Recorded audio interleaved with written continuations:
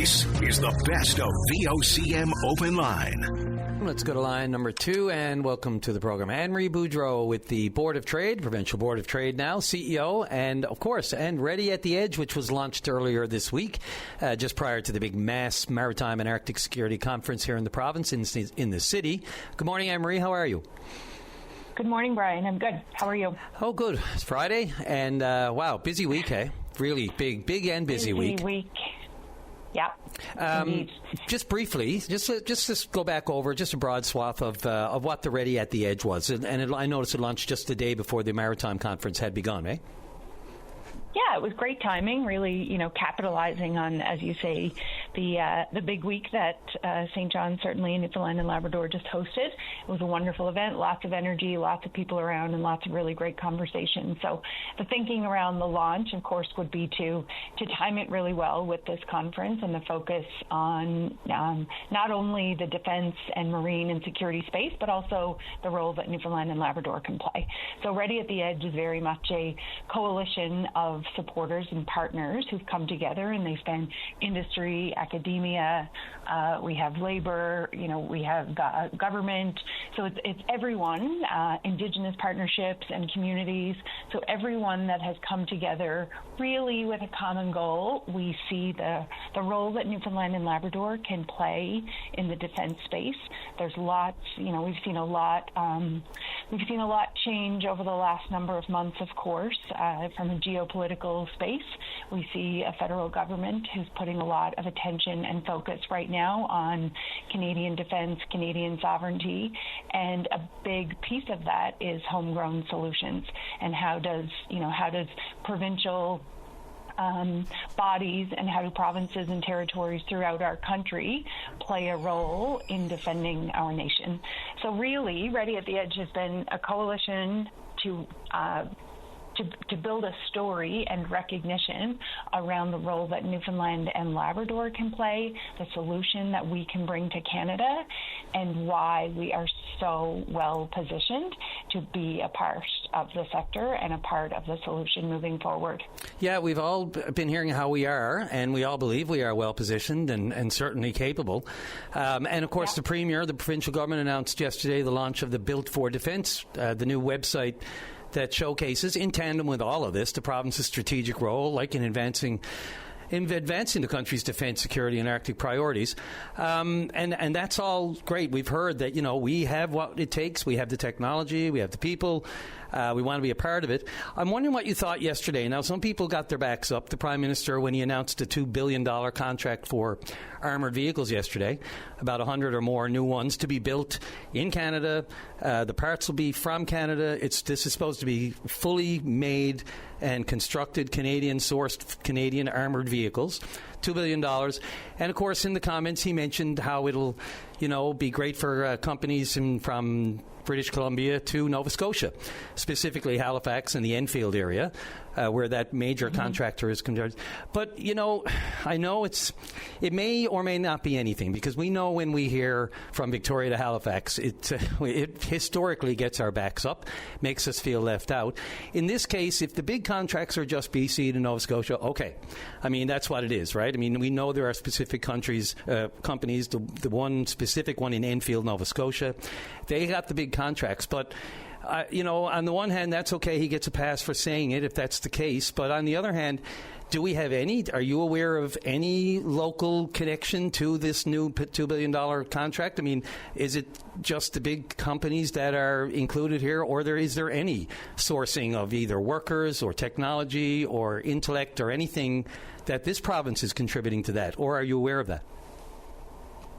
So I'm not aware, and certainly doesn't mean that there isn't, I'm not aware of any local sort of content that is going into that project that you're referencing. But I do think, when moments like that happen, I don't think we can use them as moments and become really deflated about them. I think we need to remain really focused on what we have. Newfoundland and Labrador has a lot to offer. There are projects, and there have been projects talked about, and even around the Ready at the Edge table, where we know Newfoundland and Labrador is not going to play, and that's okay. We know that And even regionally, Brian, a lot of conversations have been happening about, what the Atlantic region, what are the hubs, and where should assets that the Canadian government are building, where should they be strategically placed? It fundamentally doesn't make sense to have everything in Halifax, or, it doesn't even in Nova Scotia for that matter. So there are really good regional cooperation discussions happening, and I think it's really important. And a lot of the conversations, and even what I heard, through attending Mass this week, this isn't about pitting province against province. And we do really need to keep national landscape in the focus here. We are looking at a nation. We are looking at nation solutions that are required for very fundamental and very real reasons. At the end of the day, sometimes it's really important to remember this is about defending our country when and if we find ourselves in that scenario. So there are massive economic opportunities that are certainly happening related to this. But a lot of the space that Newfoundland and Labrador companies are carving out, it's not about, duking it out with Halifax or thinking about it as being competitive with Nova Scotia for that matter. There are a lot of things that are happening, and our assets and what Newfoundland and Labrador has to offer are even different than what our neighbors have in Nova Scotia. So I think that's really important when I look at what the province is doing to build their campaign and make sure they're ready when they meet with other provincial governments, when they make sure that Newfoundland and Labrador is, has a narrative fitting for the resources that we have. It's what Ready at the Edge has been doing in terms of getting ready to tell our story and finding our position. But it is really a detailed collection of the assets we have. And when we map those assets against what the federal government needs and what Canada needs to defend itself, there are areas here that we can outplay and outshine other provinces, and there are going to be some that we're not going to be in the mix. But like I said to you, I do really think it's important that we don't look at those things and feel deflated or feel like we lost. It's about playing to Newfoundland and Labrador's strengths. And from listening to the conversations this week, Brian, and listening to the energy that people have and the opportunity, the real conversations that Newfoundland and Labrador companies are having, there is a lot of opportunity and a lot of potential, and I think a lot that Newfoundland and Labrador is going to gain from the work and from the conversations that are underway right now. But again, that was one of the drivers for, this Ready at the Edge initiative and building this, because we do need to make it easy. We do need to be able, like the big primes that are making decisions, federal decision makers, we need to be able to give them a really detailed and informed overview of what we as a province have to offer, and that's the intent of Ready at the Edge. Yeah, and I wanted to be really careful. Again, I didn't want us to blow this out of proportion and paste it again as one of these and promote it again as one of these, look, the federal government can't see past Victoria to Halifax, there's nothing east of Halifax. I wanted to be careful, and I looked into it, and again, it was specific to these contracts, and I'm with you. I mean, I don't want to just make that an issue that could just be a barrier or be the conversation as opposed to what's coming next. But it is worth asking, though, whether or not there are people who felt shut out of this $2 billion, whether there's any work we could have contributed, whether anyone was asked, whether anyone here submitted anything. I'm just wondering, you haven't heard anything on that front, though, have you? Specific to this? I have not heard any. No, I haven't heard anything specific to that. But like I say, that doesn't mean that that there's no one in our province feeling the way that you just described right now. Maybe there are people feeling that they were left out of it, or feeling a little bit deflated, and that is absolutely unfortunate. But we do need to keep going, because these decisions that we're watching being made right now, a couple of things I think are really important to keep in mind. A lot of decisions are being made quickly, and that's why it is really important that Newfoundland and Labrador has an organized approach. It's why it's really important that we have a really informed, sort of structured database that we've built right now that has our assets. We do need to make it really easy. And at our launch earlier this week, Minister Parrott from the province joined us, and he said it very, very articulately. This is not a case of going to Ottawa and saying, we want this. This moment is going to Ottawa and saying, this is what we have to offer. this is what Newfoundland and Labrador can offer Canada, and this is why you should choose us. Well said. I wish I had more time. I was going to ask you a little bit about Marine Atlantic. You haven't heard anything about the talks or anything on that front, have you, being as important as it is this time of year? Critically important, as you know. No, I haven't heard anything further. I do know that they were going back to the negotiation table, and things were looking good, and we certainly avoided any sort of, labor disruption for what, as you just described, is a really critical period. But our work there certainly continues because, as you'll recall, I think you and I chatted about this a few months ago, even before, we found ourselves back in this space disputing whether or not Marine Atlantic is an essential service, for which every Newfoundlander and Labradorian, of course, knows it is an essential service, one that must never be disrupted. We still have capacity woes.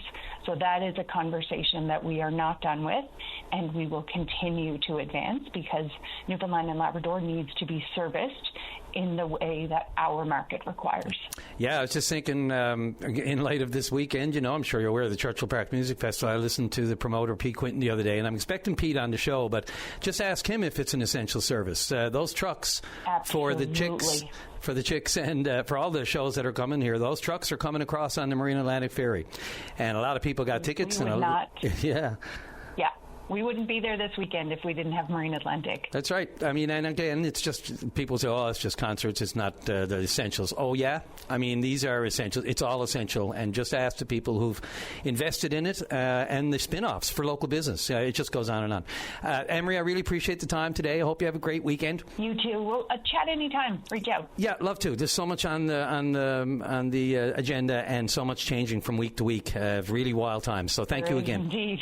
Yep, appreciate the time. Thanks, Brian. Take Bye-bye. care. This is the best of VOCM Open Line. Let's continue along this early stage first half hour of the show, right to line number 2. And Terry, you're on the air. Yes, good morning, Brian. Morning. Brian, I just wanted to, I had a couple of questions and a couple of comments, I guess. Is on this thing about breach of release thing, like, just happened to be listening to VOCM News this morning, as I do most mornings, and it doesn't matter if it's VOCM or CBC, whatever, but it's one continuous reporting of recent crimes, mostly in the St. John's area, but that's understandable because that's where most Newfoundlanders live, is in St. John's metropolitan area. But these repeat offenders, I mean, they list out the crimes, and at the end of it, there's always included in the list breach of probation, breach of court orders, or something along those lines. When you say breach of release orders or breach of court orders or breach of probation, would those individuals be individuals that have already been convicted of a crime, or just charged and it hasn't gone through the court system? It can be both. First of all, if it's a first appearance or a second appearance, so first of all, you go through the process. Of course, there's an alleged crime, person is charged, they're brought before the court. And it's determined at some point, depending on the seriousness of the offense, and the federal government just enacted, new conditions for all of this, but new federal rules around the Bail and Sentencing Reform Act. But we can get into that. But the bottom line is, you're charged, you're brought before the court. It's determined to what level you're either going to get a release or you're not. And if you're released, then, it's called you're released on remand pending your court process. And, at that point, a certain number of conditions are put down, depending on, the risk you're determined to have to the public.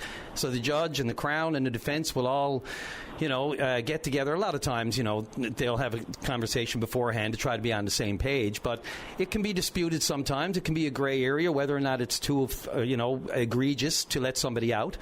And in that case, you're jailed pending the case, and it can come up for regular review by, for bail.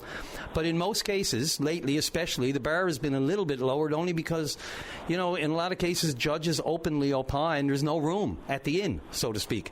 So you're put on a number of conditions. And again, depending on the seriousness of the offense and what the offense incurred and who it was against, you may have conditions to stay away from those people. You may have a curfew and all these other things. But a lot of it is you're on remand pending your actual court process, and you're not convicted. You're charged. And again, if you're going to be released, they will set down the conditions for that release. And if you are then released, and a lot of times it comes with sureties, who are the people who will vouch for you and will put up cash in most cases, as insurance against that, to show how serious you are. Because if that person then breaches those conditions or breaks the conditions, say they're out an hour after curfew, or, you go somewhere you're not supposed to. In cases of intimate partner violence, we all know you're supposed to stay away from the person. And we know that doesn't happen, and sometimes tragically. So it's all determined on that. And in most cases, many cases, if you're released, you may have a previous conviction unrelated, but specific to those current charges, you could be released on those conditions without being convicted, absolutely.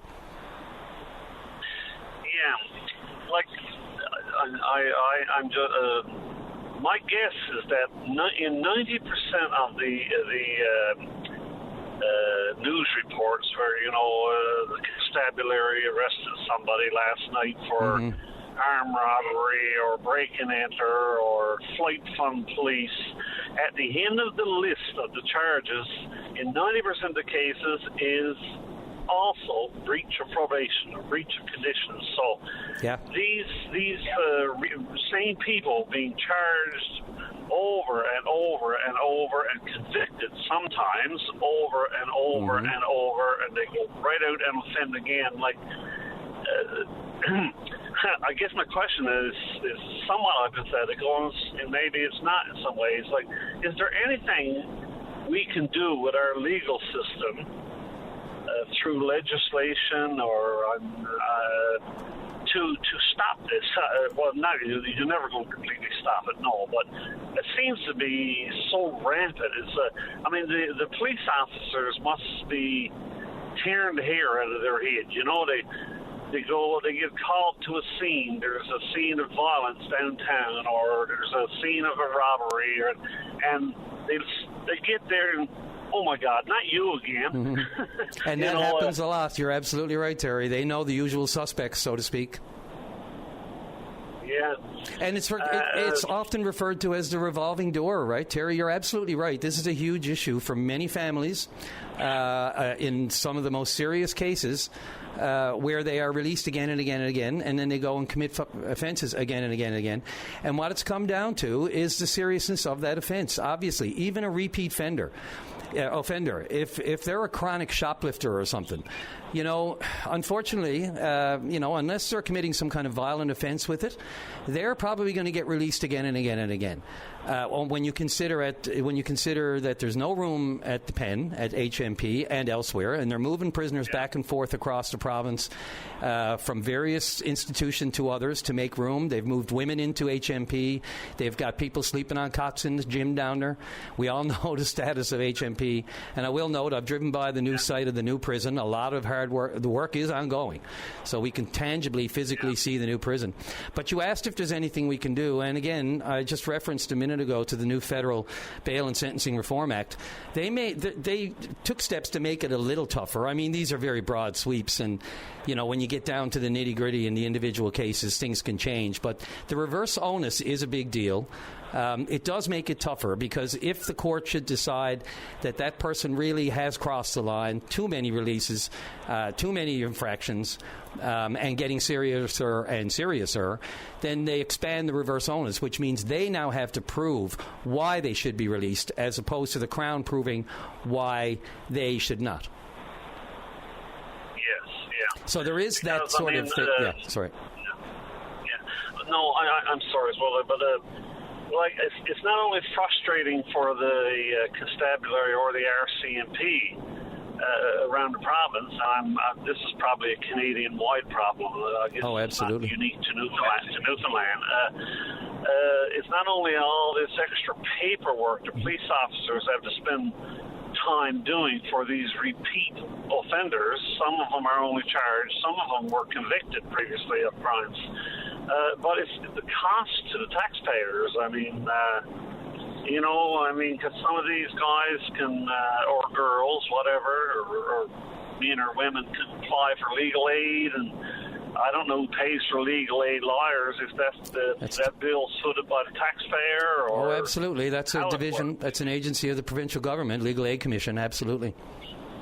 So your point is well taken. And look, RNC just put out there, that the cost of the RNC over the past year, the overtime, was massive. And this is, the extra time that the members are putting in, and they're, doing their best to recruit. But again, you make the point, what are we tying our officers up with? We got to try to do our best to enforce the criminal code and, in all infractions. But and they know that certain, files are going to take longer than others, especially now with technology files. Like, this is really bogging down the courts, the computer issues, the getting things on disk, getting things on memory. Memory, you know what I'm talking about. But on USB, and those sorts of things, they're having all kinds of issues. That's time consuming. So, and this just adds to it. So they've really had to try to determine what's worth remanding and what's worth not. And even though they may do it over and over again, they have to judge on how serious of a threat that is to the public these days, and whether or not we can afford to let that person out as opposed to the next person who may be, a sex offender, for example, and what are you going to do? Who you're keeping in jail there. Let's hope, Yeah, I know it's a thorny issue. And, it's tough, I happened to be in town there a couple of weeks ago, and this is not unique to town. I'm not saying St. John's is worse than other places, just that's where the bulk of our population lives. I mean, this is going on in Western Newfoundland, Central Newfoundland, too, and Labrador or whatever, but I happened to be in town there a couple of weeks ago, and I was gassing up at a downtown gas station there, and at the same time a constabulary car pulled in, and he was a gassing up, so we're both there, with the nozzle squeeze, and we got in a little chat with each other, and I said to him, I said, "Boy, I really pity you guys, not just the fact that he was a policeman in St. John's, but police officers in general. I pity you guys and all the paperwork and time you got to spend on these repeat offenders, right?" And he just kind of, he was very friendly, very nice man, and kind of smiled, "Yes, bye, but that's it. Our hands are tied, and if the judge decides to release, then there's nothing we can do about it, only personally perhaps get a little frustrated sometimes, right?" Yep, and the whole court process gets frustrated because you can see it. It's palpable in the courtroom when you can just see the exasperation on some people, especially officers. They go through a lot of work to get someone before the court. There's a lot of paperwork. You're absolutely right. And when the release just comes and they know that there's another pending crime, they'll just be back before them again.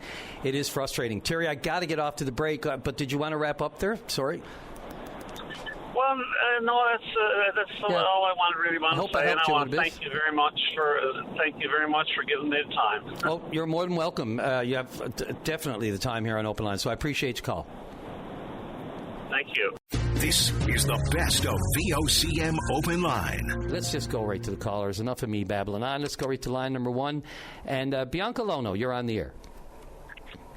Hi, Brian. Happy Friday. How are you? Thank you. Fine. Thanks very much. A little dark out there now, but I'm sure we're told it's going to clear up, and it's the weekend. I mean, I am careful sometimes to realize that not everybody has a 9 to 5 Monday to Friday. We all got different, extra gigs on the go, including yourself. How's it going? I'm going really great, actually. So I was calling in this morning, a couple of weeks ago, VOCM had posted about sharing some good news on Open Line. Yes. So I'd like to think that this is going to be good news. So I've actually been working quietly on a project, and it's a free community magazine, it's hyper-local for the city of St. John's. And it's going to be all about celebrating local people, local businesses, community organizations, events, and stories that make this city such a great place to live. And it's going to be called The Townie. I'll take it. It's not about me, right? It's not about me. That's all I want to know. Well, I mean, I think, like, part of the inspiration was what you guys were talking about in terms of, like, you know, some of the negativity and stuff that we're seeing on social media. Yeah. But at the same time, you know, we used to have a lot more free community publications. I mean, we still have the Shoreline, which is amazing, but print has always really been a big part of our culture and our history here. And social media, you know, it's great for keeping people connected, but really the goal is not to keep people online. It's really to put people back out into the in the community, discover, you know, something new about St. John's, and having something tangible in their hands. Because not everybody's on the internet. We might think they are, but I'm telling you now, not everybody is on the internet. And I think that print does still matter.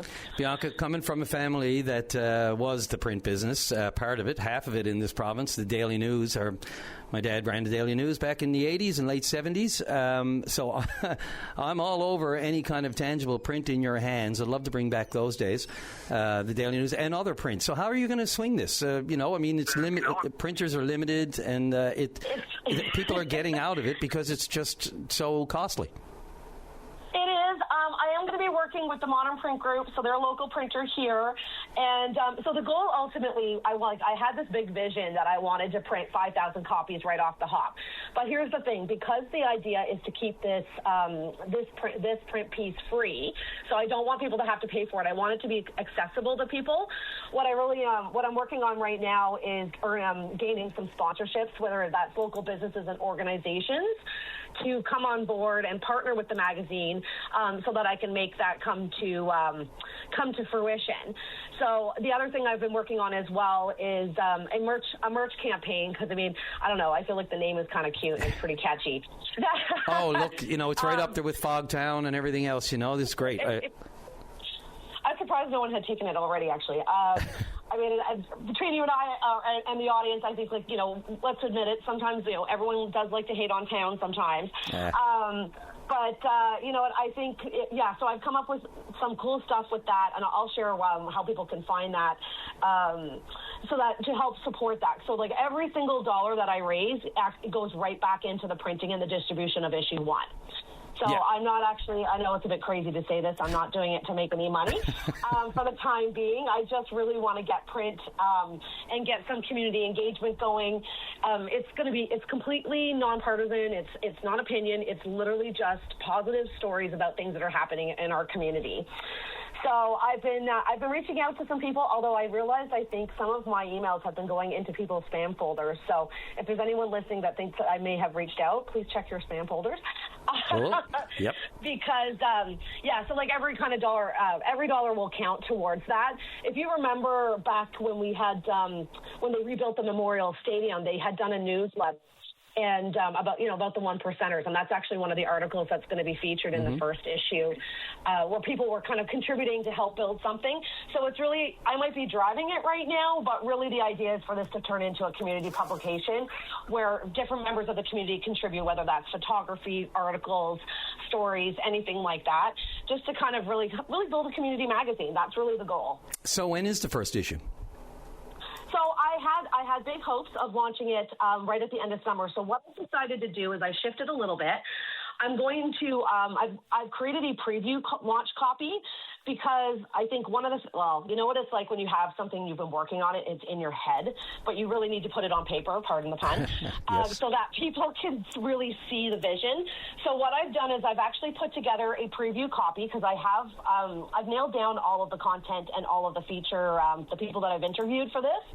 And I put that out on my link tree so that people can have a look and see what it's all about. And I think that it might be a little bit easier for people to kind of buy into that and be like, okay, now I get it. Now I know what Bianca's working on. Yeah, no. So the goal is to launch in the fall, so for September. So I want it to be a quarterly print run. Yeah, that's always a great idea, right? I mean, the dead of summer might be the worst time to launch anything, unless you're a tour boat industry, maybe, I don't know.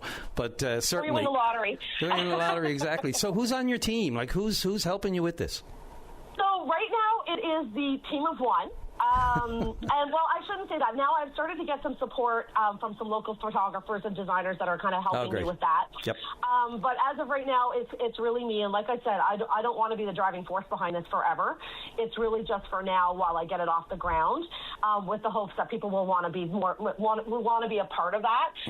But I've got some really cool people lined up with my interviews. I'm featuring it's a lot of different organizations within the community, people who are really passionate about St. John's and about town, because it really is meant to cover all the 5 wards. Yep. So that includes, downtown Bagoules, East End, West End, all of that. So I'm hoping to be able to encompass all of that and for all different generations. Fantastic. I'm just looking forward to people sitting around downtown having a coffee with an actual magazine or a paper in their hand instead of phones up to their faces. I hear you. People will say retro or whatever, but let's just get back to basics. I think this is a great idea. I'll be all over it. I can't wait. I want to see it. I'll support it, and I hope everybody else does. It's not a lot of... I will definitely drop you off a copy. Yes. And it's going to be in color, so that's the thing, too. I do want to have it in color. And where will it be available? So I've been reaching out to local businesses. Anyone who wants to have copies, I'm going to have them in different locations, doctor's office, community centers, anything like that. Also, people can reach out to me if they want to have copies at their local business. Of course, anyone who partners will obviously have copies to be able to hand out and to be able to share. So I will, because I don't want to take up too much of your time, I'm going to leave you with my email address. And you can find me on Facebook, so The Townie on Facebook. On Instagram, it's The Townie, YYT. And you can see all the links in there. You'll probably notice I've been doing kind of a very mysterious launch where I've been doing throwbacks to old print. So actually the Daily News was one of my features as well. So just kind of doing a nod to print that we used to have here in St. John's.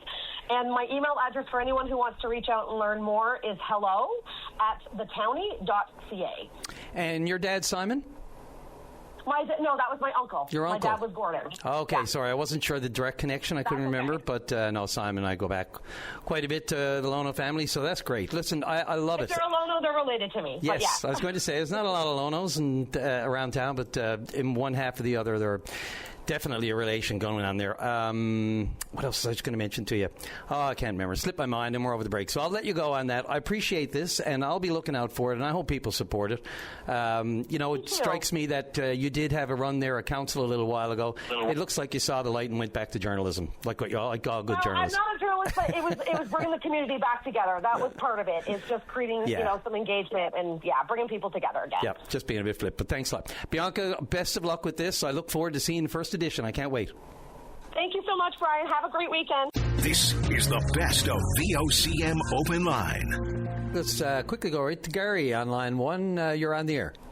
Well, good morning, Brian. It's a small world after all. Disneyland. Nice segue, Gary. Good one. In 1955, Disneyland opened up in Anaheim, California. It's on my daily calendar, and I thought, man, that's interesting because it's right on July 17th. And I thought, well, I better phone that. That's everybody knows about Disneyland. I'm pretty sure that anybody who's on TV knows Disneyland. Well, they do, and it's funny, when Disney World opened in Florida, because we all grew up with Disneyland, and Gary, I'm going to shamelessly, people say I talk too much about myself. I'm sorry, on this one, I'm going to plead mea culpa, because our family, all 8 of us, 6 kids, mom and dad, we had 2 aunts who are from here, living in California, married to California men. And we used to do visiting. We used to visit them in California in the summer. And in the summer of '76, we all packed up and went and spent more than a month in California. And a good few days of that was spent at Disneyland when I was 9 years old. And man, oh, wow. I have great memories of July 4th, watching Louis Armstrong, of all people, play with a horn section. It's very vague, but I remember the outdoor concert with the fireworks and everything. But more than anything, I was traumatized by the haunted house in Disneyland. I got in it and I screamed bloody murder. Scared the living death out of me. I was in one of these elevators, which it's going down, but it looks like it's stretching. And they had all the caricatures were all on the side, the walls of the elevator, and it just scared the living daylights out of me.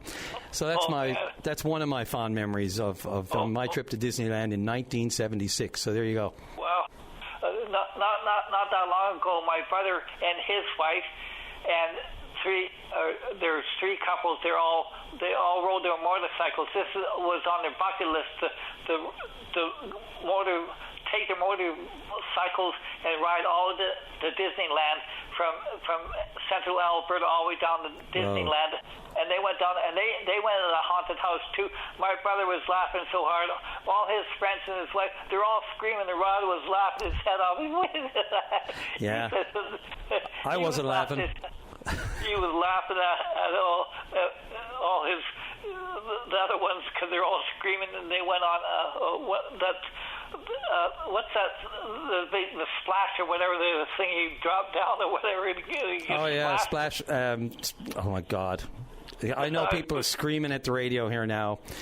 Anyway, look, it'll come back to me. This is a Monday morning brain I got going here. Trying to remember all of it. I do remember Sambo's restaurant. We spent a lot of time there. That was a good one. Brought back a bunch of mugs. But and now, of course, they have a Disneyland in Paris where my daughter was able to visit briefly with the Chalamet crowd. They hadn't, didn't have a lot of time to relax while they were on their trip overseas, but they all got a few hours at Disneyland in Paris, so that was nice. Yeah, but for those that can use, like I got a smart TV, so I can go to YouTube and you can look up the history of Walt Disney.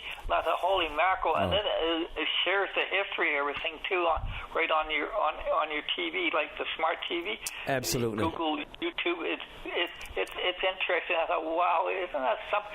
And I bet he never imagined in his life what would take place after, because he built something, created something. I mean, it's huge. It's multi-trillion dollars. I don't think it's billions. I think it's trillions now, probably. Oh, easily. And contrary to popular belief, Walt Disney was not cryogenically frozen. He passed away, I think, in the late 60s of lung cancer and was cremated, and his ashes were interred in Glendale, California. But there's a famous old myth out there that he was cryogenically frozen so he could come back and see the fruits of his labor. I laughed when I heard that. I thought, no, because the truth, you just shared the truth of what happened. That was the truth. I mean, the truth will set you free. Our parents, we used to stay up on Sunday night. Like I have three brothers and my parents, so it was a mainstay on Sunday night. We would watch. I think it's called A Wonderful World of Disney. That's right. We would watch that, and then I think we'd watch, I don't know, I think Bonanza or Flintstones. Or I don't know. There's three things we watched with our parents on Sunday night. I know the Flintstones. Maybe even the Waltons. No. Were the Waltons on Sunday? Yeah, there was the Flintstones. No, we got, because in Calgary we got the Flintstones, Bonanza, and the Walt Disney. Oh, okay. Ed Sullivan, too. Ed Sullivan, that was it. My memories, I mean, I'm trying to think back because I'm 70. I'm trying to think of 74, 75. I can't remember how old I am now. Yeah, you got a couple of years on me. The Ed Sullivan was a little bit before my memory. I can remember it being on, but it was a few years before my time. But all of those, and even the stories, about some of these, like the twists of fate and how some of the caricatures came to life and how they were born, over the years, whether it's Minnie and Mickey Mouse and Pluto and on and on and on it goes. Oh, yeah. Yeah, it's almost, it's just incredible, feat and part of our life, our pop culture, the universe of the past 50, 60, 70 years, Walt Disney and Walt Disneyland. It's just almost like embedded in your kind of, if you can make it, you got to get there. Experience it. You were talking with the lady this morning about the creating that county, the county. The what? Sorry. The county. She's gonna. That lady you're talking to. Oh, the magazine. Yeah, the Townie. I'm all for it. I think that's wonderful because I used to work for a newspaper too when I lived in Calgary. I worked for the Calgary Herald for 20 something years, and I always liked picking up something hard copy and reading it. Absolutely. You know, if you did it, I mean, it's a different age. I mean, we're from a different generation where we can appreciate it. We remember it. We know how nice it was. It may be a little harder to bring back the current generations to those thoughts and that kind of nostalgia, which it is for us. But who knows? You know, everything tends to be old, it tends to become new again, and retro is always in fashion. So who knows? I hope that's the Townie newspaper you're talking about. Bianca Lono was on earlier. I hope so too. I hope it's a success. Her name is Bianca. Yeah, Bianca. Yeah, I'm all for that. I think that's a great idea. So I want to put my plug in for that. And one last question for you, Brian. Who are you cheering for? Are you cheering for Spain or are you cheering for Argentina? I don't care who wins. What I love about it is that I don't. Somebody asked me the other day, I'm just in it for the ride. I'm really glad I don't have necessarily a pony in it, you know, or a skin in the game, because I just really enjoyed watching that match the other day. Not so much France, not so much the French game, but and Spain, but because that was that was a mess. But I just want a good match, and I want it to go to. I don't want it to go to penalties. I want it to go to extra time, and just see a good competitive back and forth tight match. I would like that too, because I don't care because. The one team that we're all cheering for was Canada. Well, they're knocked out. Now I don't really care who wins it now, just as long as it's good football. And as much as I'd love to see Canada in it, I don't know if I could handle the stress. So I'm kind of glad that it's the best two teams. Really, these were the best two teams, and that's the way it should be. And that's the way it should be. That'd be just like in any sports in North America. You know, you want the best two teams NFL, you want the best two teams CFL, you want the best two teams in hockey. Yep. You know, you want the best two teams to slug it out. Yeah, and Messi and Yamal, I can't wait. It's going to be a great match. Hopefully the smoke doesn't... I think so. So you have a wonderful weekend, and remember, it's a small world after all. This is the best of VOCM Open Line. Well, let's join Joel. There you go. Joel Thomas Hines on line 6. You're on the air.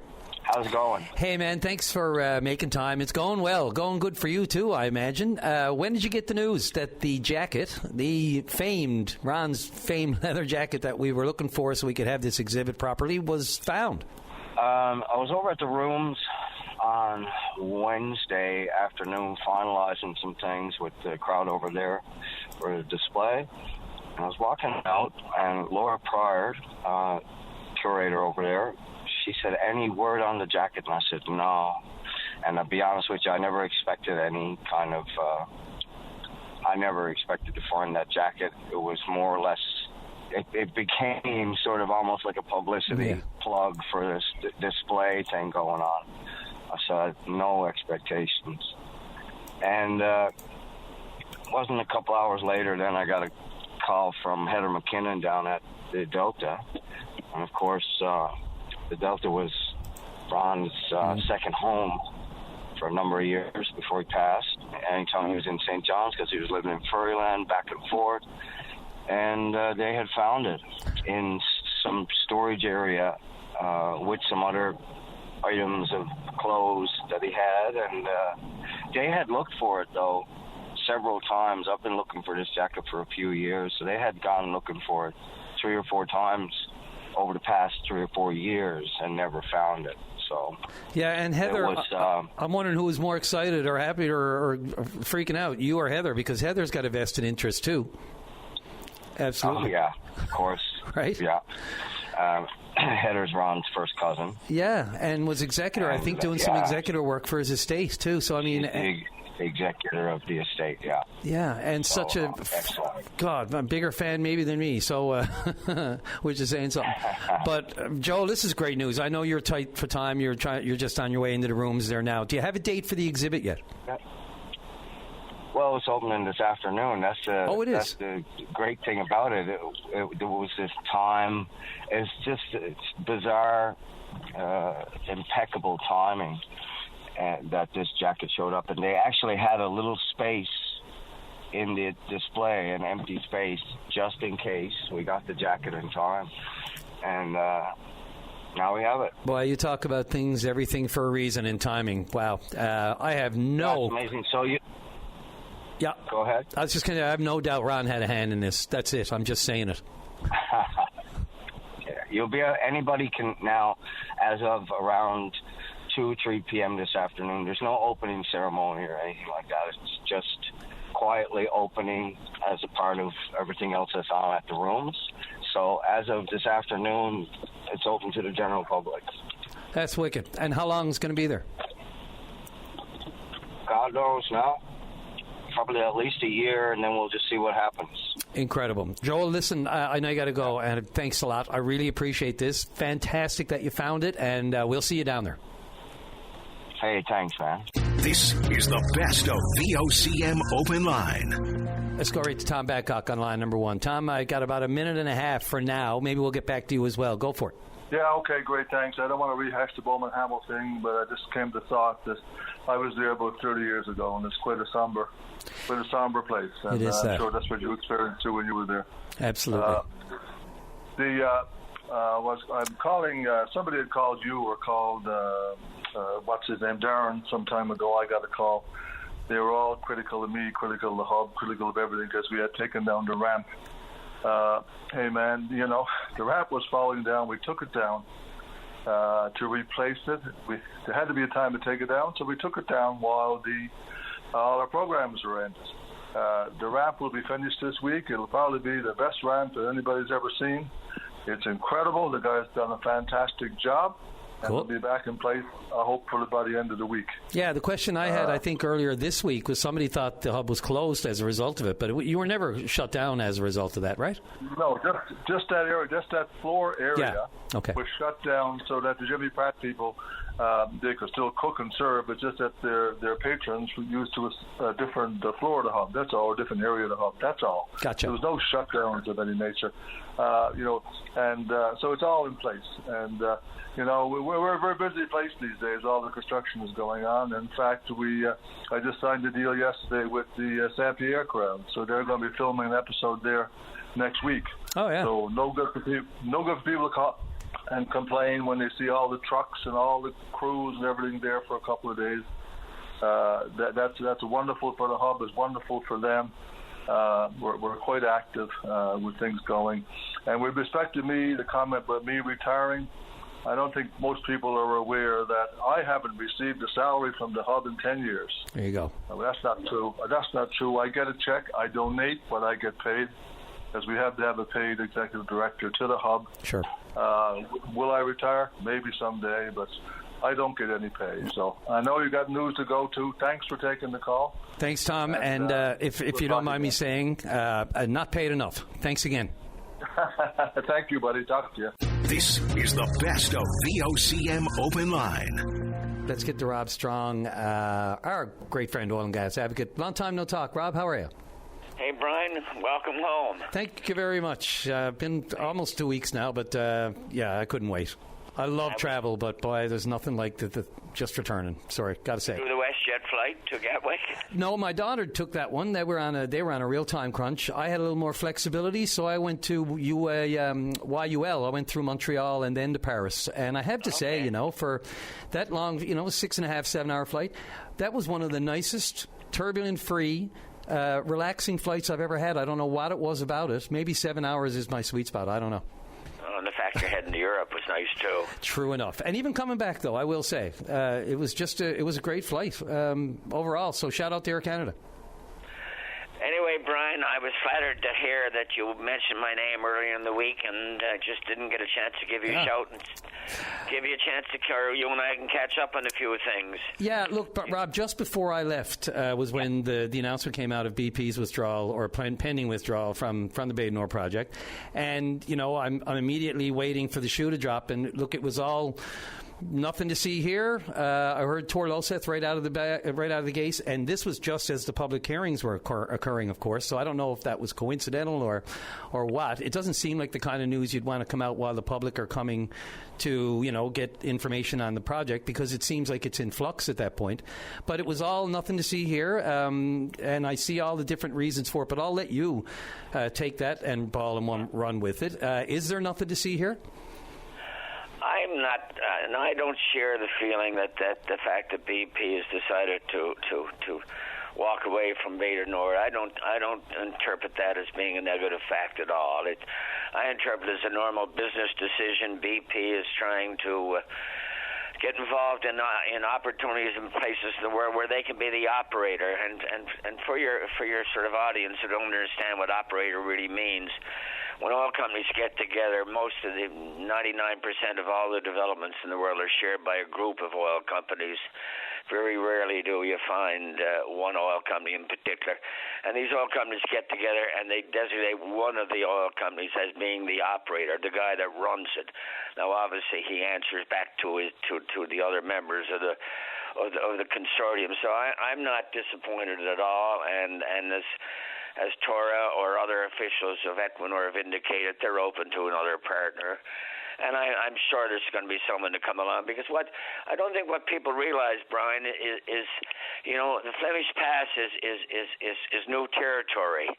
And the fact that Beta Nord is happening, but with Equinor, is what we call in the industry a basin opener.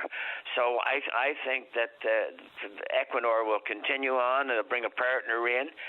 And the other point being related to Beta Nord is at this stage we're only talking 400 or 500 million barrels, but that's only for the first two fields. People must remember that Beta Nord's initial concept and I think their future plans are to incorporate 3 more fields. So it's probably going to be a 1 billion barrel field. So I don't think they'll have any problems attracting a partner if indeed they want one. So no negativity in my mind as far as that goes. Yeah, that was the question, whether or not they wanted a partner. I mean, I was thinking, we've heard the term flexibility, or that, when you're going it alone, you have full 100% control of it, which my understanding is they wouldn't really until there's a final investment decision made. Is that right? You're entirely correct. No. FID, financial investment decision, is not coming till next year. Yeah. So things will sort itself out by then, I'm sure. But this is probably a $20 billion by the time in the next 5-10 years. It's probably a $20 billion project. So you want to share some of the risk, obviously. Yeah, but of course, with sharing the risk, you have to share some of the reward as well. So. Well, that's it, right? And you have the 100%. So obviously, my mind went to that. Are others kicking the tires?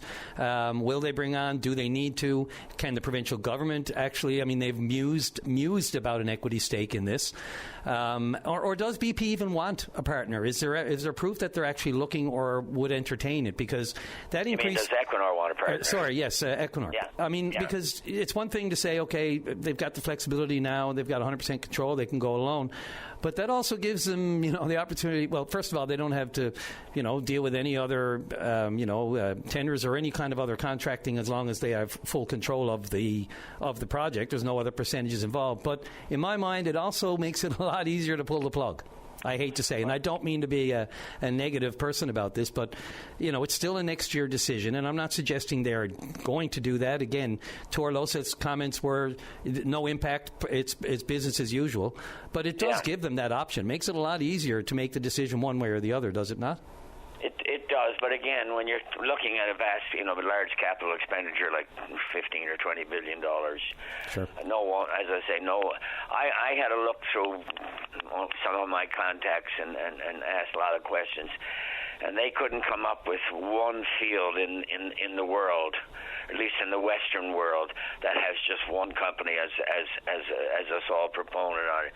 Yeah. But I think we might get an indication, because I understand in the upcoming land sale, which is happening in November, there are some blocks of acreage in the Flemish Pass up for bid.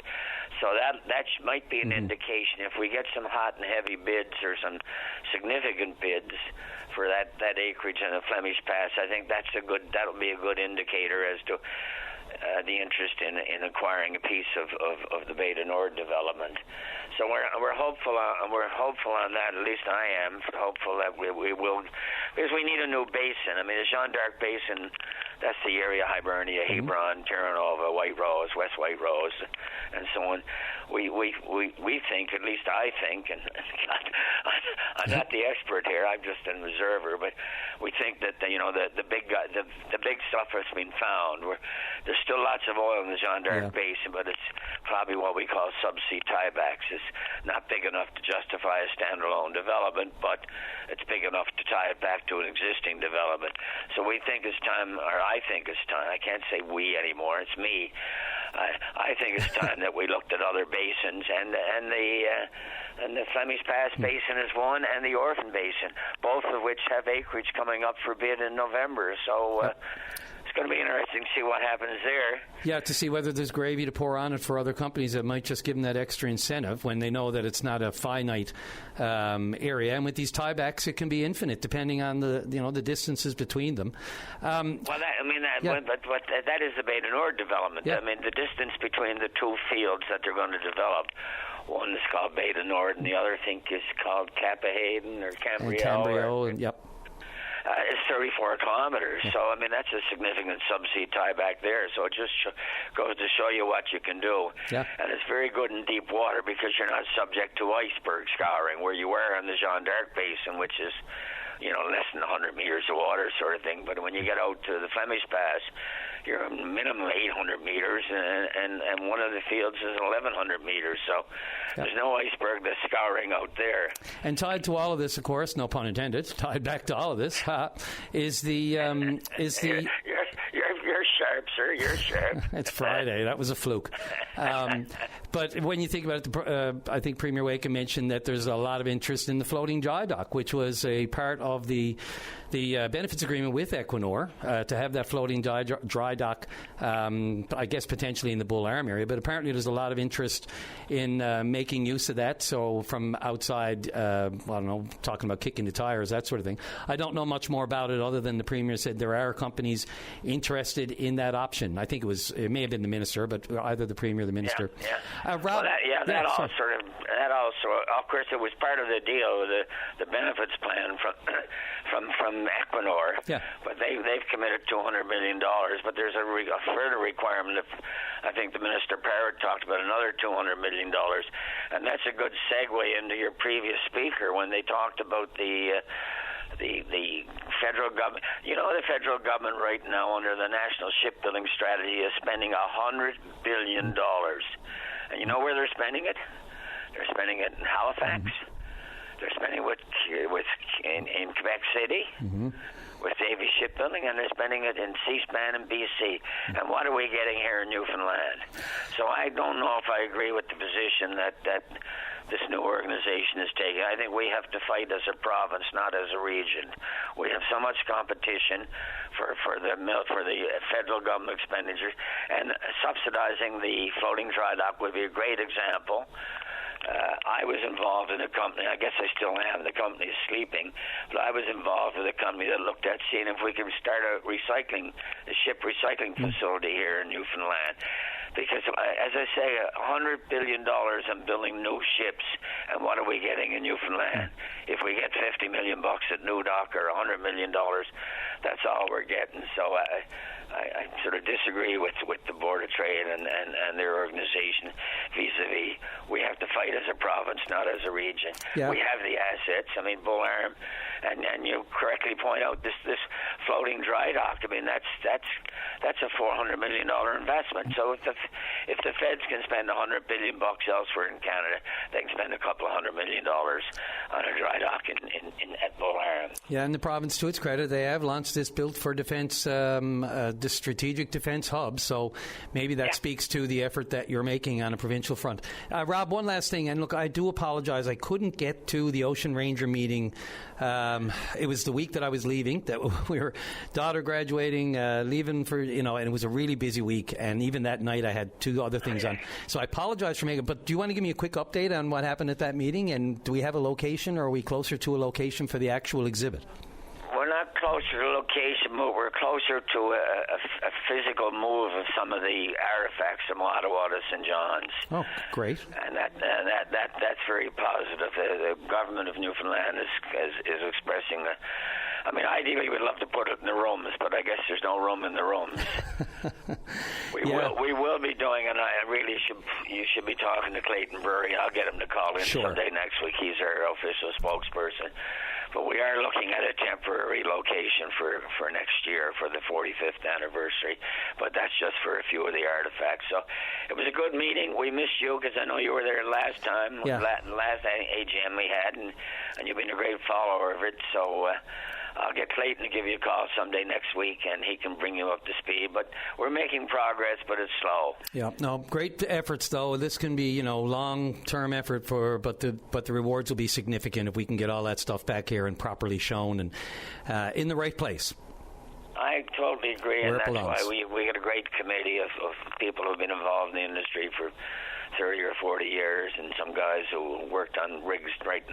One guy in particular worked on the 706, which was out there that night. Oh, the Sedco, yeah, wow. Yeah, and Max Rulock is on our committee as well. And of course, Max has a long history with the Ocean Ranger. His company lost a couple of their employees, and then of course Max served as the chair of CNLOPB, and the list goes on and on and on. So everybody's dedicated. Everybody had friends on that rig, or in a lot of cases had family on that rig. So people are dedicated to trying to make this thing happen, and we will eventually make it happen. Or a classmate who lost his father, as in my case. Rob, I appreciate the time as always. I look forward to a call from Clayton and you when the spirit moves you. As I'm not shy. No, I know that. Yeah, I am a little bit. There you go. Who told you that? I just made it up. Thanks, Rob. Okay, Brian, take care. This is the best of VOCM Open Line. The patience of one friend of mine, Colin, knows no bounds. How you doing? Good morning, sir. How are you? Happy Friday. Thank you very much. Same day. Right back at you. Yeah, the sun is shining. Colin is a happy man. Most of us are, We'll lean that way when the sun is splitting, hey, won't we? Yeah, finally shining. Yeah. What's on the mind there today, sir? I want to talk about a story that was in the Toronto Sun online edition today, written by Michelle Mandel. Mm-hmm. And she's writing about a case, a drug case in Ontario, of a trucker who came across the Ambassador Bridge from Detroit into Windsor, Ontario, returning from the United States, and he was stopped as he was going through customs. Is this the strip search one? Yes. Oh, my God, yes. I saw this yesterday. Go for it. Yeah, and Mandel is kind of quite puzzled, and I'm paraphrasing here now, as to why his charter rights were violated as found by the court, egregious violations, by the way. And but he had 121 kilos of cocaine in the truck. And he can't understand how the 121 kilos doesn't trump his charter right to have his rectum examined. I love the way you put it. And his testicles. And his penis. Mm-hmm. Stripped naked, like a jaybird. Mm-hmm. You know? I'm just reporting what she's reporting in the story here.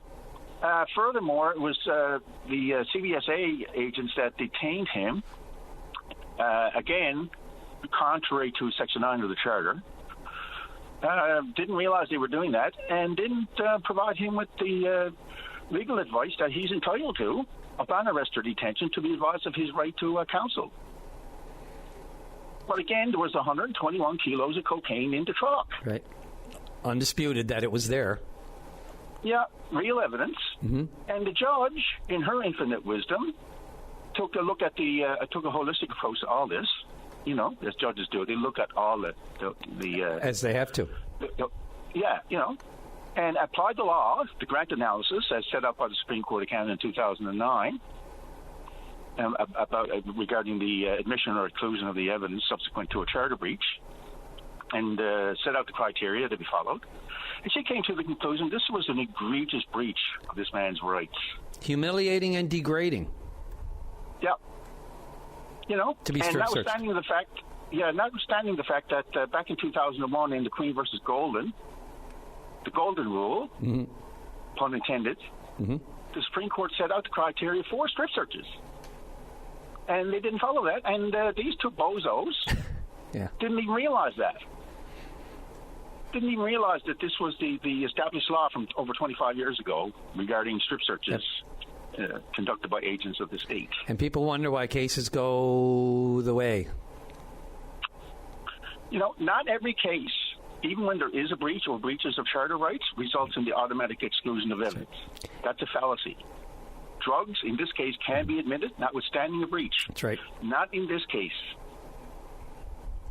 And the judge appropriately stayed the proceedings, entered a stay proceedings on all the charges. Judges don't do that lightly. In fairness, he said he didn't know the drugs were in the trailer. Yeah, well, that would be an argument at a full trial. Yes, no, absolutely. And, his credibility would have been tested. But even before you get to the full trial on the merits, which never happened here, it was the conduct of the state agent. Yep. People fail to realize that when we put somebody on trial in this country, it's not just about the accused's alleged conduct. It's about the conduct of the state, the police and the Crown, and related agencies in bringing the accused before the court and subjecting the accused to a court process.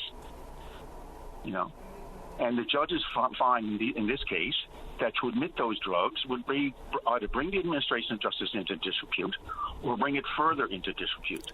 So she put the kibosh on the whole thing. Yeah, I'm with you, Colin. We've all seen it, and I've seen it in cases too. Yes, there may be various types of breaches or breaches, or not going by the book, shall we say? Whether it's reading the rights, people are familiar with that one mostly. The general public. Oh, he didn't give them the proper reason. But we've seen all kinds of cases where, as you point out, that can happen. But it doesn't throw the entire case out. It's judged on its merits against, as you said, the holistic and the larger, the entire case and the entire trial and all the evidence and all the circumstances of each case. You may breach in one case, but to throw it all out, and what were the other words? I can't remember now. I read it yesterday. I'm just going by memory. I remember those few words, but I'll let you take the rest of it. But first of all, what do you do when they? We'd like to think that they're a little bit more diligent when it comes to knowing the basics, especially when you're looking at this much of a seizure of illegal drugs at the border. And wait till the other bridge opens up. The Gordie Howe's coming soon, and then they'll have another full transit area to be dealing with. You think there's a lot going back and forth on the Ambassador? Just a segue into the Gordie Howe Bridge mess, but that's finally supposed to open on the 27th. We shall see. But your point is taken. Do you throw the whole baby out with the bathwater? I don't know. Judicial stay proceedings in this case is a rare step for a judge to take. And you know that as a court reporter.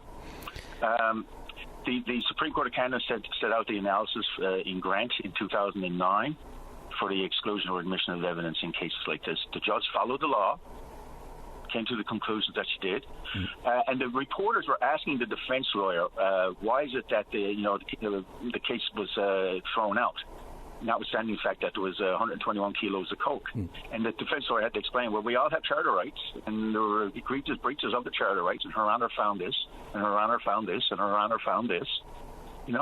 Instead of asking the defense lawyer why his client was acquitted, which is what a judicial stay proceedings is tantamount to a judgment or verdict of acquittal, why don't they ask the Crown attorney, why is it that they're not appealing? The reason is because the Crown looked at that $13 million in coke. If they had illegal grounds to appeal that acquittal, they'd be on that like white on coke. Yep. There are no legal errors. There are no reversible legal errors, or there were harmless legal errors committed by the judge. The Crown doesn't have grounds to appeal. So that's it, case closed. Yeah, and I find it, you mentioned why I don't ask the Crown.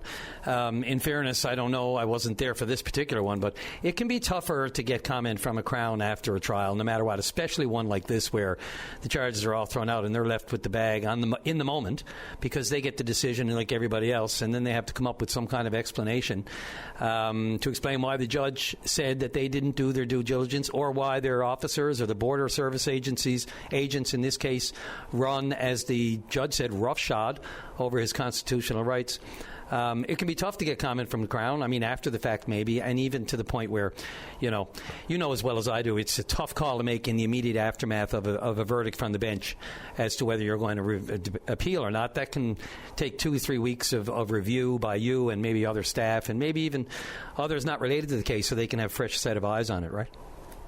Yeah. The Crown can only appeal on questions of law. That's right. And the standard on appellate review for questions of law is correctness. Yeah, and that has to be a very thorough review, as you know. Yeah. Yep. It's just, I just really don't understand Mandel's position that But there were 121 kilos of coke. Yeah, but maybe if you want to let the agents of the state examine your food in them, and your breasts, and your rectum, go right ahead.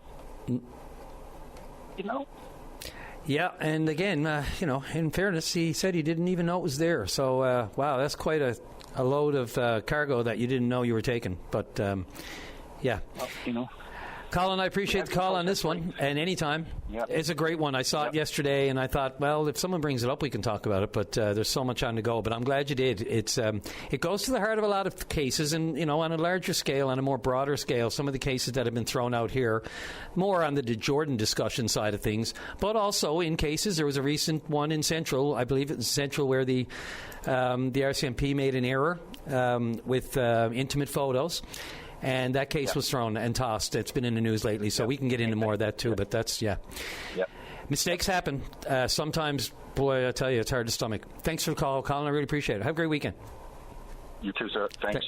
This is the best of VOCM Open Line. Line 4, Walter Harding. You're on the air. And a very good Friday to you, sir. How are you? Thank you. I'm okay.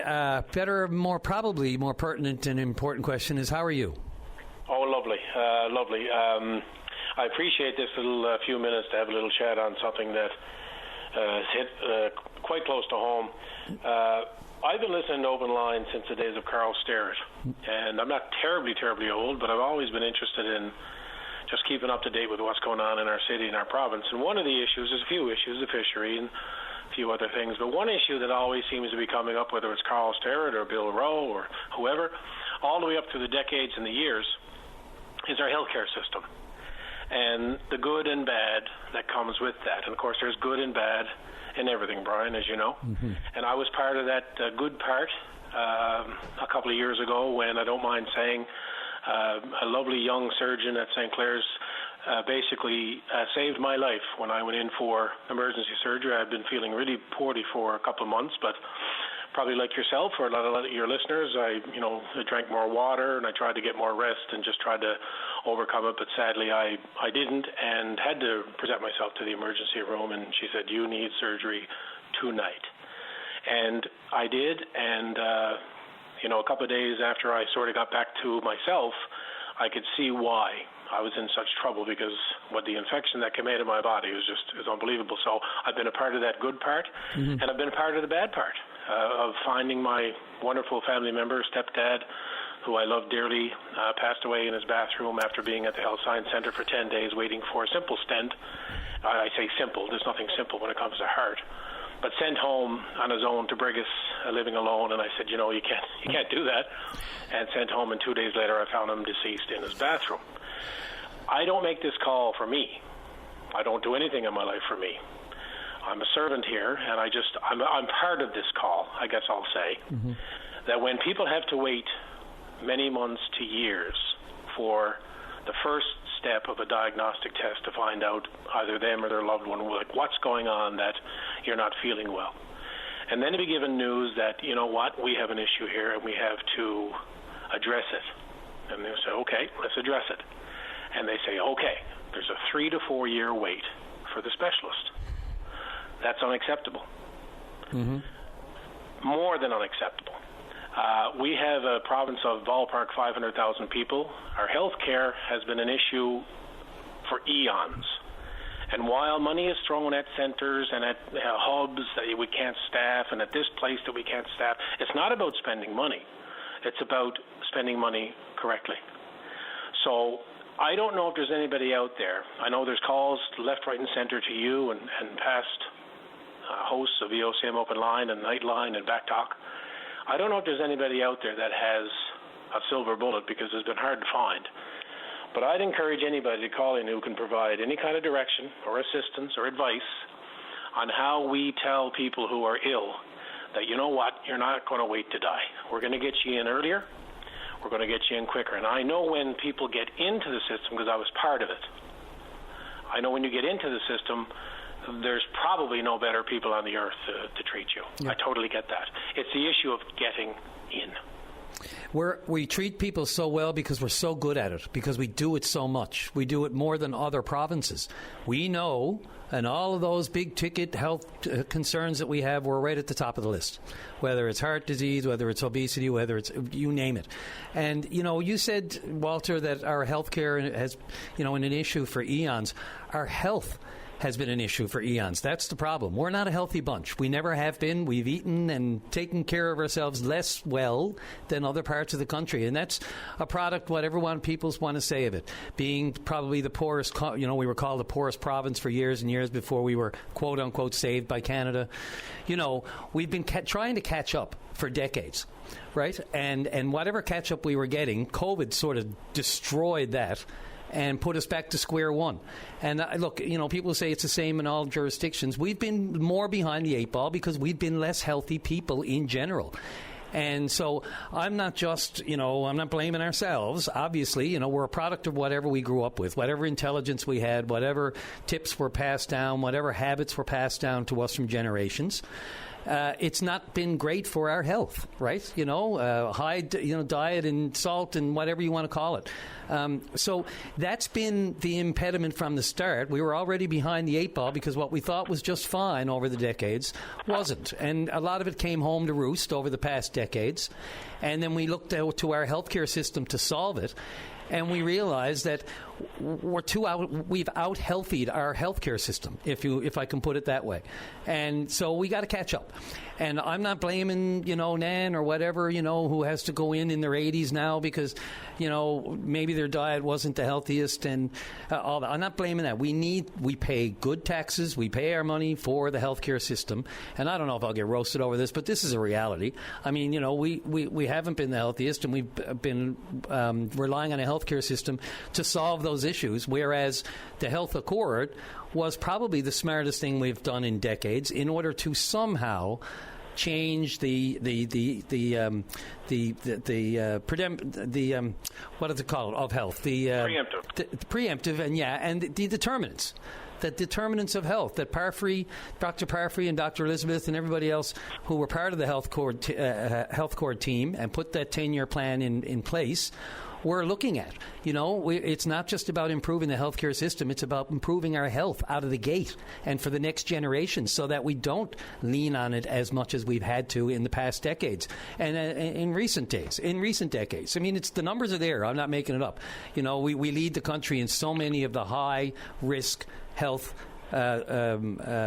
problems that we have. And so, and where we have a limited system with our population and the rural nature of it, all of that as a conglomeration has put us where we are. So the wait times are real, and I think it all goes back to that, and we're trying to catch up. But as I said, COVID really stuck a dagger in it and knocked us back more years, and then we've really had to tackle it at a time when people were leaving the healthcare system, when nurses are burning out, doctors are burning out, and we can't afford to bring in all the doctors and specialists that we want to. Instead, then we started spending millions on short-term fixes for political reasons, such as travel nurses, and then we blew our budget on that. And I'm sorry about the rant, Walter, but it's just something that's been on my mind and on my when you said the healthcare system, it sort of struck. I get it, but it's some of it is our own doing. And I would hope that you would not take any flack for what you just said, because a certain portion of it is 100% correct. I will disagree on one part of it. My issue and the issue with my family member was diet related or sedentary related. I unfortunately, at a very young age, I was diagnosed with what's called ankylosing spondylitis. So it has nothing to do with diet or anything like that. And I made the decision to go on biological medications. I was actually one of the first people in this province to be tested on what you now know as Enbrel, Humira, Simponi, Cosentyx, all the biological medications. And you took the risk knowing that it opened you up for further cancers and stuff, but it was about quality of life, not quantity. Right. So I'm at that point now where after being on them for 30 years, a little bit of bad news, a little bit of stuff is popping up. And again, this call is not about me. This call is about the whole system. But to be told that yes, there is an issue, and we're going to see you in hopefully 3 to 4 years, and that would be the first step towards figuring out what it is. Then you have to wait. Of course, someone sends you for this test or that test, and then how many years do you wait for that? So you're looking at 6, 7, 8 years of not being in the right frame of mind about what's going on. None of us lives forever, I'll say that. And again, I'm going to reiterate what I just said. I hope you don't take any flack for what you just said, because what you just said is absolutely correct.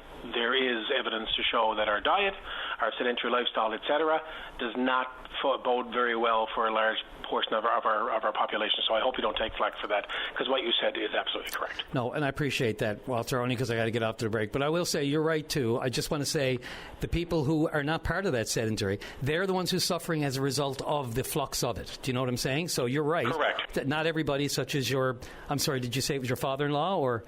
My beautiful stepdad. Your stepdad. Yeah. So in that case, yes, for people who aren't part of that and have been looking after themselves and are healthy people, they are, inadvertently, indirectly affected by that whole system which I spelled out. But I appreciate. Totally agree. I appreciate the thought, the call, the issue, and let's do it again. Your calls and others like yours are so important to this program, so I appreciate it, and I hope you have a great weekend. I do too. 10 seconds. I just ask that people in positions of leadership in our city, in our province, and people in position of leadership at Eastern Health, look at yourself in the mirror. You get paid very well to do what you do, and just make sure that you're putting 100% into it. If you say to yourself, you know what, I can probably just add a little bit more to the equation, that would benefit all of us. You got it. Walter, great words. Thank you. Have a great weekend. This is the best of VOCM Open Line. Let's go right to line number 4, and Jeff, you're on the air. Hello? Good morning. Yes, go ahead, Jeff. You're on the air. Oh, hang on. I'll take you off speaker. Yep, no problem. Can you hear me okay? Yep. Go ahead again. Just make sure. Yeah. Hey. Yeah, you're good to go. Go for it. Brian, I know you seem to be familiar with the law, and due to your extensive coverage of the courts and whatnot. So maybe you can help me understand. Currently, there's a group, the NCC in Southern Labrador, that are conducting a fishery on their own terms and handing out tags, as I understand it,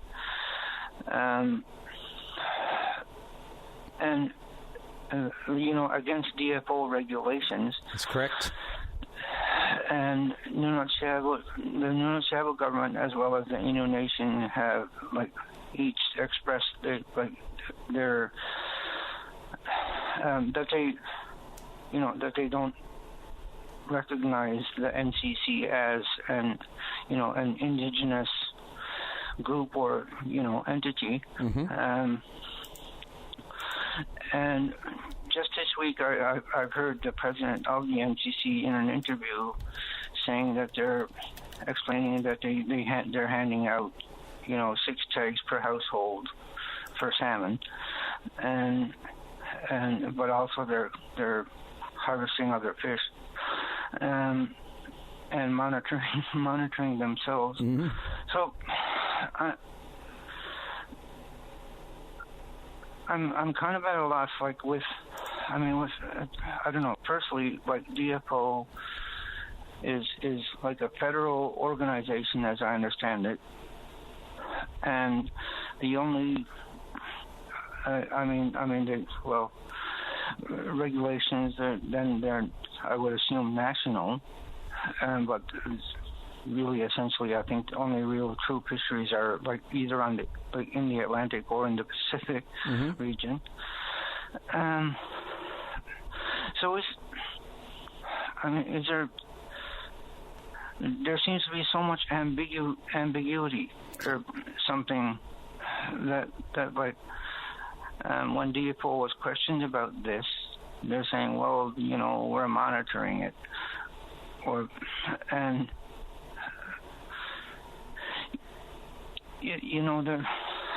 don't know. I feel like there needs to be more clarity, and if the NCC sorry, I can't speak for them or judge them. I can only speak for myself as a member of, I am a member of NG, but we also, the Nunavut government also has a communal license, and they abide by the laws and conduct their own fishery, and the same with the Innu Nation. Yep.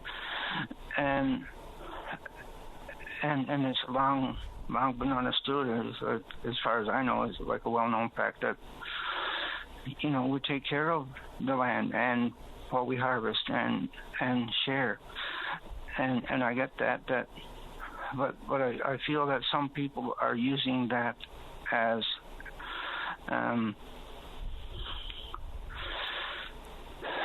I don't know. Like, are you with the either the LIA, like the Inuit government, like the Nunatsiavut government, or are you just a caller on your own, a fisherman, or do you have a?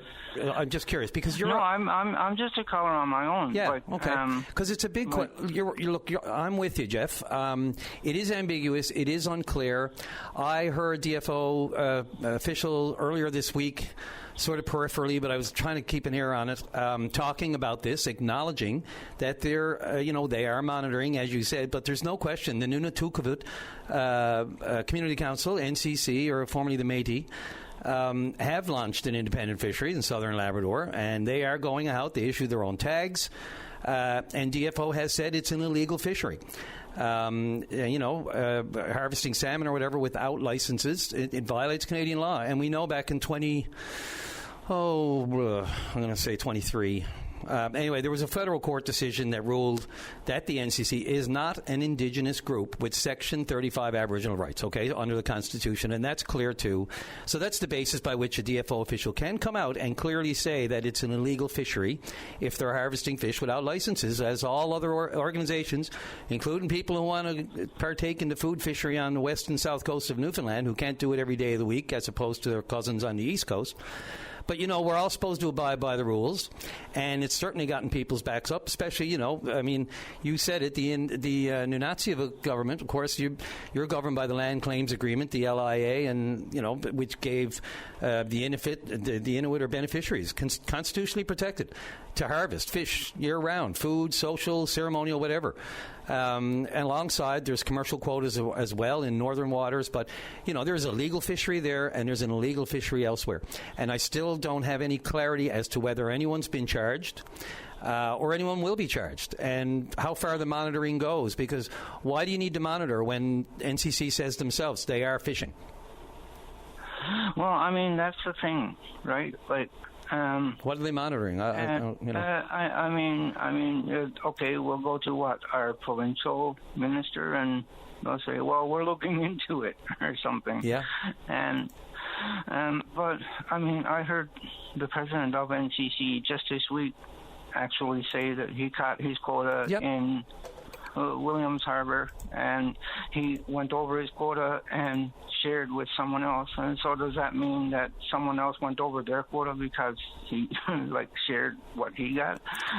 That would be good to know. The fact that they are admitting it outwardly anyway, I can tell the frustration in your voice. Yeah, but it's just, I got nothing against anyone wanting to get food, right? we all, we're all going through it. Hey, but yeah, it's just, I'd like to see more, a more localized, perhaps, scope on when it comes to enforcement and regulation and just some, like I said, clarity on all right, if Johnny's going over fishing over in that cove, how come I can't? Well, that is the $1 million question, isn't it? For age is eternal, especially in Newfoundland and Labrador when we look at other jurisdictions. And like I said, what the Maritimes could do in the food fishery. Look, there are rules in place by DFO. We all know that we got to stick to it, or else they could come alongside you, whether or not you're getting a couple of cod for a day, or whether or not you're actually out on a trawler. So why one group can do it? I might be out for the first time ever doing something wrong, and that'll be the time I'll get caught. Well, of course. Well, that's Murphy's Law, isn't it? So they say. Jeff, I'm right on the break there. I don't want to cut you right off. Did you anything else you wanted to add to this? The bottom line is, I don't know if anyone's been charged. I don't know to what extent. We've been told it's being monitored, but we don't know to what extent it's being enforced. Yeah, from what I've heard, there were some nets confiscated and returned, and some fish also taken. So by the VFO, but yeah, it's just. I mean, if there were clearer lines, I think would be helpful. I couldn't agree more, and I'm all about clarity and transparency and just breaking it down to the simple facts, right? Yes or no, illegal or not, charges or not. Are we treating one group differently than another? It should not be. And of course, we all know, neither the Inuit, the LIA, New Nazi government, or the Innu Nation recognize NCC. In that vein, so the pushback is real. Well, that's the thing. Like they're saying, conflict is real. They weren't told they weren't allowed to, but they weren't told also that they were allowed to. So anyway, man, thanks for your time. Look, I appreciate you raising the topic, and I'm sure others are listening with great interest. And let's hope some of them chime in with their own opinions on this. I appreciate it. Thanks very much, Jeff. All right, thanks, Brian. This is the best of VOCM Open Line. Let's go right to line number 6 and our last caller of the week and the morning. Mike Murray, former retired Crown Prosecutor for the province of Newfoundland and Labrador. You're on the air. Brian, how are you? I'm pretty good. Mike, thanks for asking. Yeah, you had a couple of calls this morning about criminal law stuff, so I just wanted to call in and make a couple of comments, if that's all right. Yes, love it. I always appreciate your contributions. Go for it, Mike. Okay, so the first caller this morning, I didn't catch his name, called about, when you see the media reports about arrests, you see people charged with breaches of release orders or probation orders, or sometimes they just say court orders, and kind of wondering how it all works. So I was just going to take a minute and just lay it all out. Go for it. So the whole bail thing, if you get arrested by the cops, the whole bail thing has 3 steps. The first one is the police, right? When they arrest you, they'll look at how serious the thing is, whether you've got charges outstanding, whether you've got a criminal record, and they'll make a call on whether they can release you themselves or if you need to be held. So let's assume the cops decide you need to be held. Then it goes to the Crown, and he does an independent assessment. He or she does an independent assessment, but are basically the same factors: the charge, any outstanding charges, any record. And if the Crown decides you can't be released, then it goes before a judge, and there's a bail hearing, and then the judge makes the decision on release. If people are released, they're usually put on conditions probably to stay away from a person or a place. There might be things like a curfew. And, of course, as you guys discussed this morning, a lot of people down at HMP are actually on remand. They haven't been found guilty yet. Why is that? It's basically because of the drugs. If people are addicted to hard drugs, they need drugs every day, and they're probably not employed. So that means that you need money for drugs. If not, you need to steal something, if not every day, every second or third day. And so that's how people pile up these breaches of release orders. And what often happens is that they're looking for somebody for a week or 2 weeks before they locate them, and in that time, then they probably accumulated 5 or 10 thefts. Yeah, and it just builds up from there. I was just going to say, you mentioned the remand, and we did talk about this morning. I was talking about how the inn is full. The last number I heard, and this was from a judge from the bench, I think it was 75%, maybe even higher than that, of the people incarcerated right now at HMP are remand. They're not convicted. They are awaiting trial. Yeah, no, and I mean, that's not surprising at all. And I mean, what often happens is that, let's say, somebody with a drug problem, I mean, if they go into Sobeys, they're not taking a steak and stuffing it down their pants to eat for supper. Or if they go into the liquor store, they're not stealing 1 bottle to drink. They're routinely taking between $500 and $1,000 worth of goods. And like I said, by the time you track them down, they probably piled up a bunch of charges. And everything's on video these days, so it just takes a while to collate it all. And then this person, when they've got enough charges that they can't get out on bail anymore, then they plead guilty, they're sentenced. And when they finish their sentence, lots of times, especially with addicts, within a day or two of finishing their sentence, they're right back. The cycle just starts over again. Yeah, and it's vicious. Yeah. And the other thing, too, is probation. Probation is different, right? You're put on probation after you're convicted of something. And the main difference between probation and a release order in terms of conditions is that probation can have a condition for counseling. So they can't put you in anger management for assault until you've been found guilty of the assault. If you break somebody's window, they can't order you to pay restitution until you've been found guilty of breaking the window. So there's conditions on probation that can't be in release orders, but they're mostly pretty similar, and probation comes after you're found guilty. Yeah, and it's a much more serious. Yeah, you're already into the system there, and then probation. If you received any kind of serious offense, including incarceration time, time behind bars, then then you're in for bigger trouble. So any sentence of less than 2 years can have a probation order attached. If you get life in prison, there's no probation with that. Yeah. Very good. I got a minute left. Do you want to wrap? Is there anything else? Yeah, I just want to talk about the case you were talking about with the customs guys who strip searched Buddy and all the drugs got disallowed into evidence. Yes. I mean, there might very well be an appeal of that. That's made higher up the food. That decision's made higher up the food chain than the prosecutor who did the trial. And the second thing is, you got to remember, with those cases, people don't get the drugs back. So it's so. While it's unfortunate, it's not necessarily the worst thing in the world because the drugs are off the street. Yeah.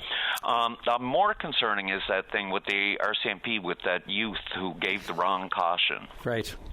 And, the main difference between a youth caution, by the way, is if you get arrested, you can call a lawyer. If a youth gets arrested, they can call their mother, too. Yeah. And they got a right to have a parent or an adult present with them. Yeah, different circumstances. Yep. Totally. But the main thing, I guess the last thing I wanted to say is that everybody talks about hiring more cops or hiring more customs agents. And the numbers aren't going to solve the problem in and of themselves unless you also have the right training and the right supervision. And rush to fill the ranks can't substitute for quality. Yeah, it was a great note to leave it on, and that's actually a great one. I'm going to remember that one, Mike. I'm right up against it. Look, I appreciate that. Thanks a lot. Maybe I'll see you the weekend. Yes, possibly so. Good We'll stuff. Talk to you later. All right, thanks again, Mike. Take care. Yeah, Mike Murray there, former retired Crown Prosecutor. All right, that brings us to the end of the week and the end of the day for Open Line. Can't thank everybody enough for the patience and the kind words and the encouragement. It's only been a couple of months here, but it's feeling a little more comfortable, so I have to appreciate. I owe that to all the callers and the emailers and everybody else. You're great, and I appreciate it. And let's see, World Cup the weekend, Churchill Park Music Festival, lots on the go in your neck of the woods, I'm sure. Please be careful out there, boys and girls. Drive safely. Arrive alive. VOCM cares.